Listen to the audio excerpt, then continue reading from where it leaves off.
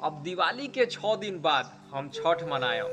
कान्हा में ऊख लेके अपना माई के संग जाए। हमहू जायम छठी घाटे भड़ाकी भड़कावे। नया पैंट झुलिया पहन के लोगन के दिखावे। बचपन के सोच कितना निराला रहे। देह भले ही छोटा और दिमाग में लागल ताला रहे। दिवाली से पहले ही दिवाली मन जाए आ छठ के पहले ही ऊख खवाए। काश फिर वही तरह हम छठ मनौती। छठी घाट में बतासा लूटती। अगरबत्ती लेके हम भड़ाकी भड़कौती। आ पूजा ओराते ओराते पानी में घुस के पैसा बिछती। जानते हैं का वो जमाना था जब छठ पूजा की तैयारी जोर शोर से चलता था। देखते थे कि 2 दिन बाद छठ है तो माई के कहे से पहले आम के लकड़ी टूर के रख देते थे और छठ पूजा के भोरे भोरे ऊख काट के ला देते थे।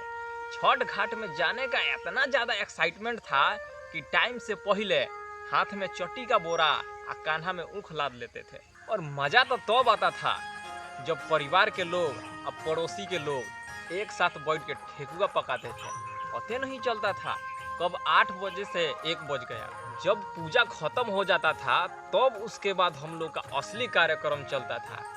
पैंट झुलिया खोल के नदी में खूब नहाते थे और पैसा बेचते थे। अब तो छठ मनाए कितना साल हो गया है। जब जब छठ आता है तब वो बचपन का याद ताजा हो जाता है।